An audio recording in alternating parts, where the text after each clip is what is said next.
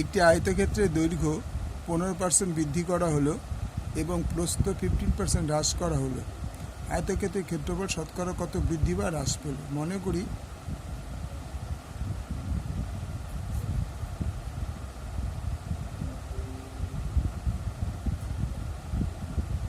আয়তক্ষেত্রের দৈর্ঘ্য equal to 100 একক এবং প্রস্থ ইকুয়াল টু 100 একক। তাহলে দৈর্ঘ্য কত প্রায় বৃদ্ধি পেয়েছে? 15%। দৈর্ঘ্য বৃদ্ধি হয় 15%, অর্থাৎ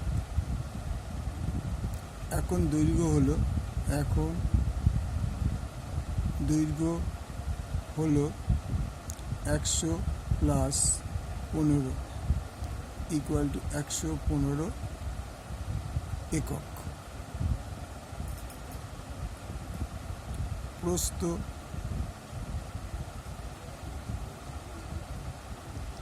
হ্রাস পায়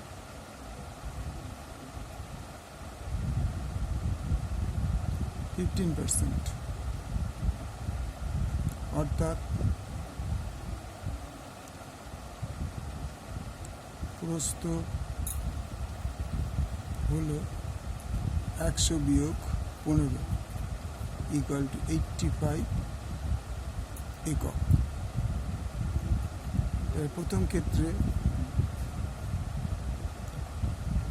ক্ষেত্রে আয়তক্ষেত্রের ক্ষেত্রফল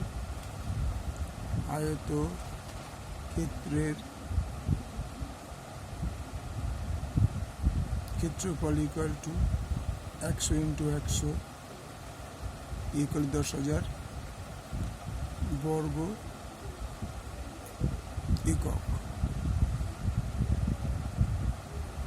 দ্বিতীয় ক্ষেত্রে আয়তক্ষেত্রের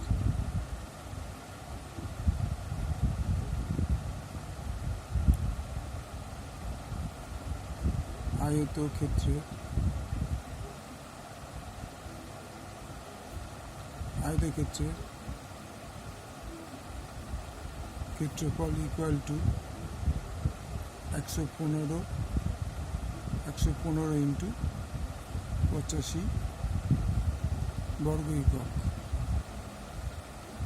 115কে 85 দিয়ে গুণ করে দাও, এখানে রাখবে। 115কে 85 দিয়ে গুণ 5 5 25, 5 হাতে আমার 2, 5 5 আর 2 7, 25 5 7, 5 কে 5 আর ঘর কাটা, 5 আর 40 সময় তোমার 4, 8 কে 8 আর 4 12 দিয়ে তোমার 1, 8 কে 18কে 9, 5 আর 40 সময় তোমার 4, 8 কে 8 আর 4 12 দিয়ে তোমার 8 কে 18কে 9, 5 7 7 9। এটা রাত তোমাদের জন্য। তাহলে 9 7 7 5 বর্গ একক। তাহলে আগে কত ছিল? আগে ছিল 10,000 বর্গ একক, আর হ্রাস বা বৃদ্ধি পাওয়ার ফলে হলো 975। সুতরাং ক্ষেত্রফল হ্রাস পেল 10,000 বিয়োগ 9775 বর্গ একক। তাহলে 1000 থেকে বাদ দাও, 225 বর্গ একক। 225 বর্গ একক। তাহলে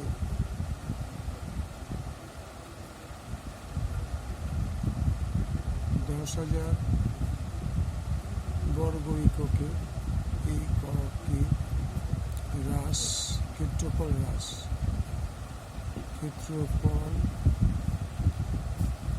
ইকুয়াল টু 225 বর্গ একক। তাহলে একই বর্গ এককে ক্ষেত্রফল হ্রাস 225 বাই 10,000 বর্গ একক। 100 ক্ষেত্রফলের রয়েছে 225 ইন্টু 4 1 1 2 2 তার 9 25 225 4 25 100 9 15 4 4 দুগুণে 8 2 15 1 4%। তাহলে শতকরা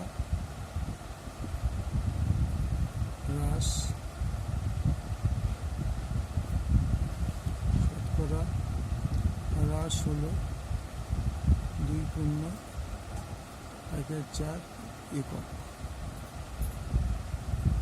বর্গ একক।